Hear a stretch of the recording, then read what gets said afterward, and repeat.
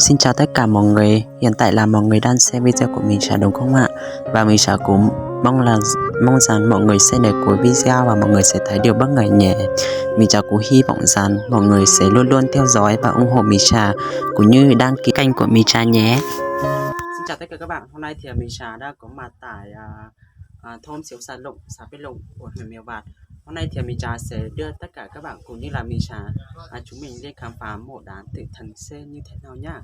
Và bây giờ thì không dài dòng nữa, mình Trà sẽ đưa tất cả các bạn mình cùng lên. Let's go.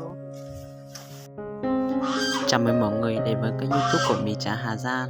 Hôm nay mình Trà sẽ đưa tất cả các bạn cùng với lại mình Trà chúng mình đi khám phá mộ đá tử thần nhé. Và đây là con đường mà đi lên mộ đá nhé mọi người.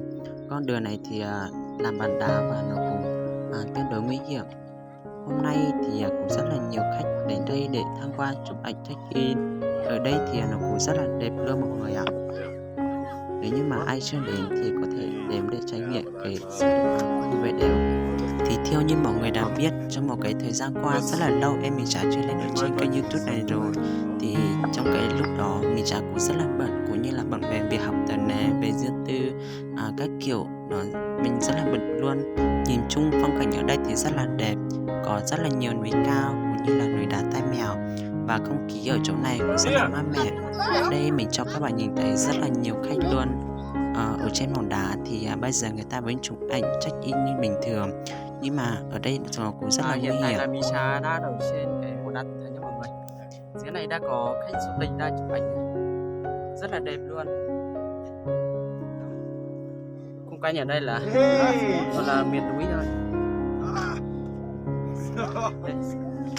Rất là nhiều trẻ con đây ở đây nhá các bạn ạ. Đây, anh khách du lịch. Yeah. Nice to meet you. Nice to meet you. Hello. Hello. Yes.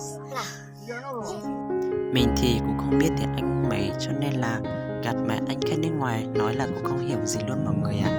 Thì có khá là nhiều khách Tây các bạn. Đây là gọi là khách Tây này. Người ta lên trên này để đi du lịch. Các bạn thân mến, tôi phong cảnh ở đây rất là đẹp nhưng cũng rất là nguy hiểm, nếu như mà các bạn có đi thì nhớ chú ý nhé. Còn ở đây thì mình Trà cũng gặp mẹ anh khách nước ngoài nè. Du khách ở chỗ này cũng rất là thân thiện luôn mọi người ạ. Mình cũng vừa hỏi thì nó cũng trả lời nhưng mà mình cũng không biết tiếng Anh cho nên là cũng không thể rõ. Rất là lâu rồi cho nên hôm nay thì mình sẽ lên trên đây và cũng như là gặp rất là may mắn cho nên là gặp khách ở đây và mình sẽ xin hỏi một chút nhé. Anh nhỉ, thì cho em xin hỏi là anh là người đưa khách đi du lịch à? Mình là người đưa khách đi du lịch nhá, công ty làm công ty ở dưới Hà Giang nhá. Thế thì theo như mình cũng vừa hỏi thì anh này cũng là người dân tộc Mông ở trên này. Đấy thì mình cũng rất là quý, thì mình cũng không thể nào biết được là người dân mình thì nó có thể làm được như thế này. Thì em cũng rất là vui mà xin chúc mừng anh nhé. Cảm ơn. Nói chung là cái này phải cố gắng thôi mọi người ạ. Thì mình thì cũng không biết tiếng Anh đó cho nên là mình chỉ biết một cái số cao đơn giản thôi, thì mình sẽ thử hỏi cái anh này xem thế nào nhé. What's your name? What's your name? Trần. Yes.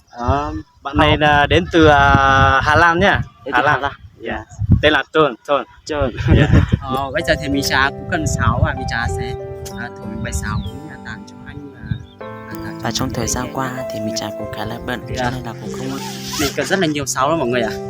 Mình theo cũng cái chân quay của mình nhất thì mình cũng không có chân quay mấy, thì bây giờ mình cũng vừa mới làm thôi cho nên là không có điều kiện, cho nên là mình dùng tạm cái này và mình sẽ nhờ anh này để giúp mình đừng quay nhá. Mình thì cũng cần khá nhiều sáo nhé mọi người. Mình sẽ thổi sáo mèo nhá. Sáo mèo này. Rồi, ok. Đây mình thích cái này lắm đấy. Mình sẽ thổi sáo mèo cho khách ở đây qua nghe nhá.